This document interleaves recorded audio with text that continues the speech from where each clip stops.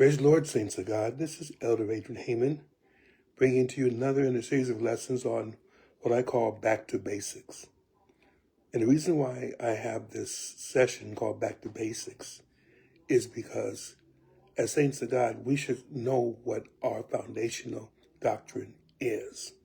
No one should have to tell us in terms of who's outside of our doctrine. You should be knowing, you should, if anything, you should know this backwards and forwards.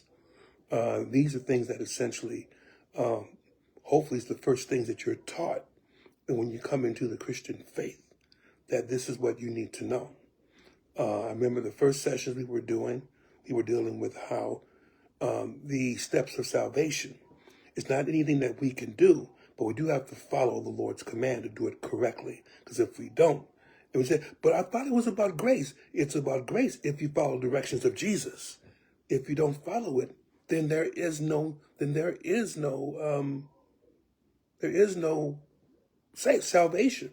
Or you broke the cardinal rule. No disobedience. That's what caused us to get in this trouble in the first place. Then that's dealt with essentially after that, Christ beginning in his role as God himself and how he spoke the worlds into existence. And then when he became incarnate, he came in the flesh, and how he died and rose again, and how he will reign he will reign in the city of David for 1,000 years, and after that, he will be essentially all in all. Then I started dealing with sin. Where did sin come from? And essentially right now we're dealing with sins in the various dispensations. Now, understand this. There are many people that don't believe in dispensations, and I understand that Jesus is the same today, yesterday, today, and forever, that God does not change. Therefore, we are not consumed. So the idea is essentially that God is the same. It has nothing to do with God and his holiness and what he expects, but it has everything to do with how we can accept it. Because many times we fail. We failed when there was nobody in the garden except for Adam and Eve, and then Satan came up through the serpent and threw everything off kilter because man would not believe. Then came then came conscience. People were guided by their conscience, but by that time sin had gripped their conscience, and so they end up being in a place where it's essentially every imagination was evil. Then after the flood, human government. How do you govern yourselves? But then everyone wanted to come together with in disobedience to what God had specifically said to spread out over the world, because they were afraid that they were be consumed by a flood. So they wanted to build a tower all the way up to heaven. So that was also presumptuous on their part. Now we're in promise. And we're finding even in this time, man disobeys. Yes, even Abraham and Isaac, they disobeyed. Specifically when it came to their lives, as well as Abraham dealing with his heir. He tried to help God, which made the matter worse. And we're still feeling the effects of that. Right now, I'm on Jacob. Jacob meaning supplanter or trickster. That's what he did to his older brother Esau. He tricked him out of his birthright and tricked him out of his blessing. But Jacob was going to pay quite a bit because of his trickery, instead of allowing God, because God had already promised that the elder will serve the younger.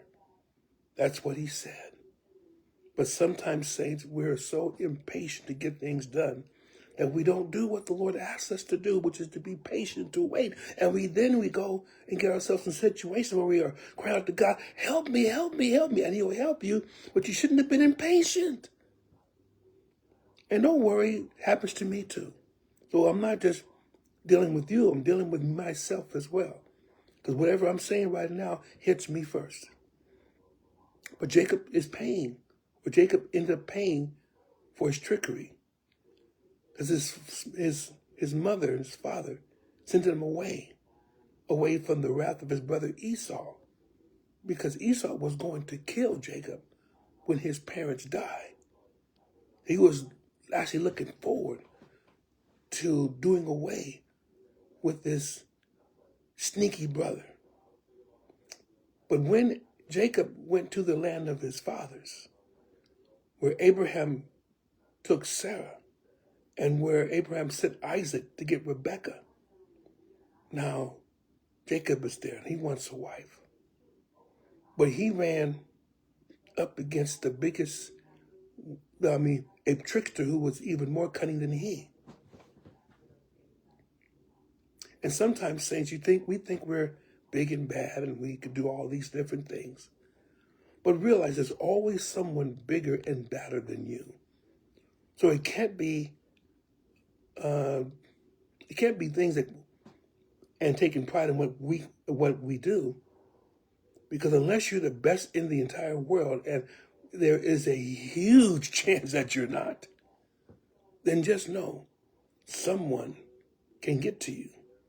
And even if you are the best, sometimes you may end up being taken down by someone who's not fighting fair. That's how the world goes. Get there no matter what takes place. Get there regardless of the circumstances. Get there however you must. As one civil rights leader once said, by any means necessary. So you find out that, how did I get out of here? I thought I was in the in crowd. They did whatever was necessary to get you out. Anyway, Jacob came. He was already sent away from his father and his mother, and he didn't know at the time. But that would be the last time he ever saw his mother again. He never saw his mother again. His mother, who helped him in the trickery, she died before seeing her favorite son again. Make sure, saints, that you know what you're doing. Make sure you understand the consequences of your actions, because it may involve that you may never see your loved ones again. Think about that. That's a hard thing to fathom, but it happened to Jacob, and it can definitely happen to us if we're not careful in treasuring those who have come up with us, who have helped raise us. Remember, saints, you don't want that feeling of regret. Jacob then worked for 7 years for his wife. He chose Rachel, thought she was beautiful, thought she was a knockout. But then Laban, his uncle, from whom Jacob was getting Rachel, who was, of course, his daughter, put a fast one on Jacob. He said, okay, if I, let me send my older daughter Leah unto him. He didn't like Leah. He wanted Rachel. But Laban changed the rules and said, it's not tradition, it's out of our tradition to give the younger person before the older. So in effect, Jacob was forced to have 2 wives instead of 1. 2 wives. And understand, Rachel, the one that he loved a lot, was barren. She didn't have children at that time. But Leah, oh my goodness, it's like essentially she was a rabbit. Hate to say it like that, but essentially, she was one that, and she wanted Jacob to look at her like he looked at Rachel. Also, she began fighting among the sisters. All this thing is going on with Jacob. So now 7 years, he now serves again for Rachel. The previous 7 years was for Leah, turns out. Said, okay, got the 2 wives, it's 14 years. Oh, okay, let's serve for your wages. Wait a minute. I didn't come here to work. I mean, you're now putting me in for another 7 years for wages? Laban again. Laban had Jacob over a barrel. There was no way that Jacob could actually outsmart Laban. Laban was the fox, the original fox that Jacob was aspiring to. And again, these are the results of Jacob's trickery. Saints, there is a result, there is a consequence to any sins that we have. It may be small and it may be huge. We don't know always the full extent of our consequences once we are committing that sin. But just know that whatever sin takes place, there is a consequence to it. Even if you get back in relationship with God, you still have to deal with the consequences. That's why we tell people who are in prison, God forgives you, but there's still the consequence that you broke the law and you have to serve the sentence. Now we see how petty our actions were in contrast to how it affects the rest of our lives. So Jacob continues. So finally, Jacob figured out a way to get out of there. One of the things is that he took those he devised a system where it's essentially, because they were supposed to split the flock. And Laban said, okay, you can, whatever comes here, then you can have that as your flock. But Laban wanted to give Jacob the weakest of the flock. Jacob turned it around. He outsmarted the master and took the ones that were stronger.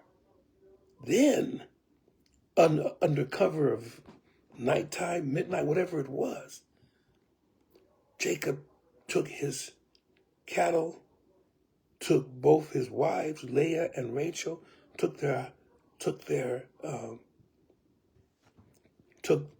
servants, and took off. He just split. Laban essentially, wait a minute. You got my daughter, and you know that? You took my idol.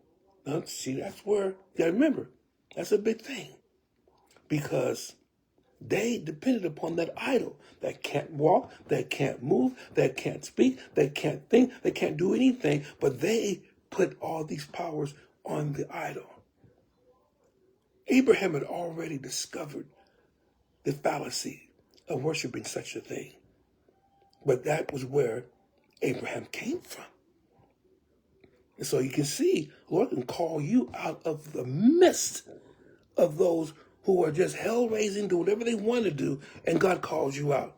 That's a miracle. There's no way that you can do that. But God does it. And he does it quite a bit.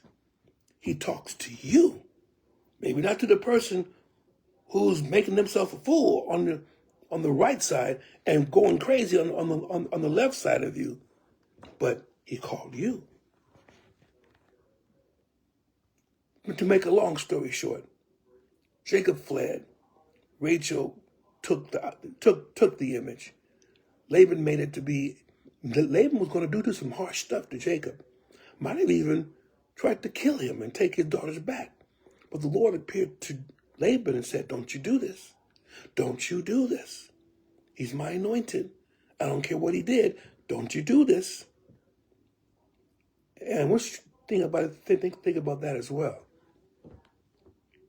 Even in our mess, the Lord protects us. Even when we try to scheme, when we try to outsmart somebody, while we try to get everything for ourselves, God has mercy on us. He really does. Because there's no way that he should have this when we disobey him so many times. But that's also part of this sin thing.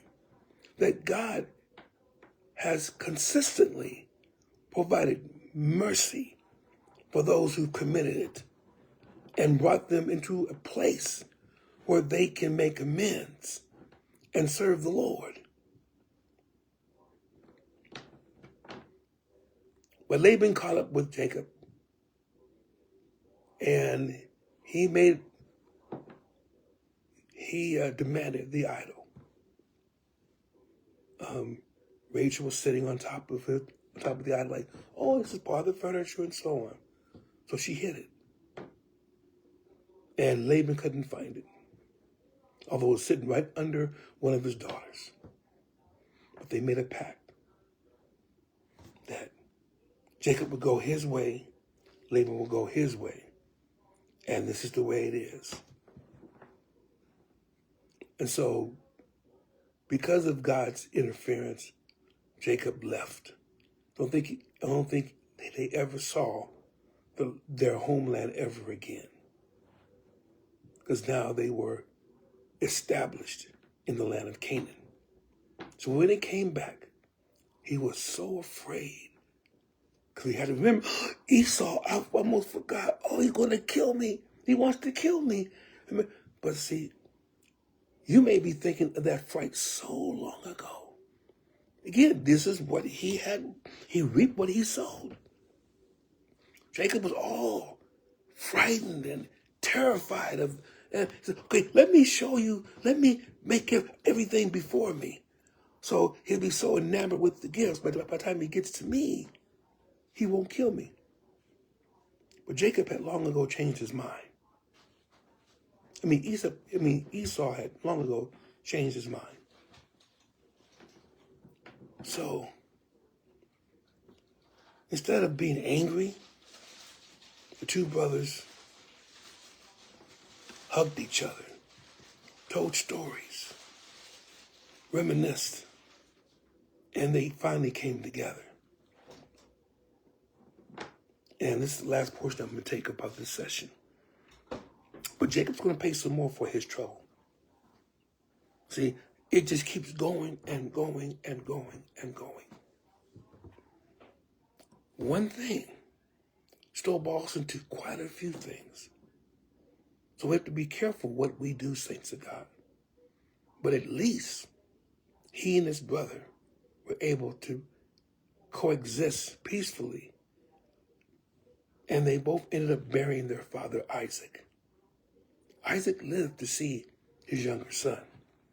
His mother did not.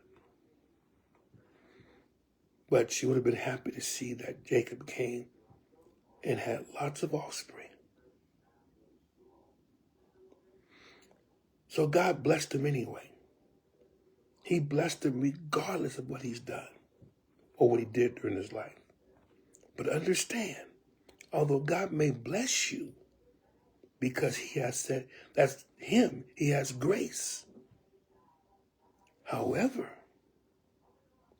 some of the actions that you do may come back to bite you later on. So be careful of what you do. That's a big lesson for this one. You can't trick your way out of it. You can't con your way out of it. You can't call upon higher sources. Call upon your contacts. When it's time to face the fire, you've got to face the fire. But at least the Lord will bring you through the fire. So may God bless you. May he keep you. Love you all. And remember, saints, stay accountable for your actions. In Jesus' name.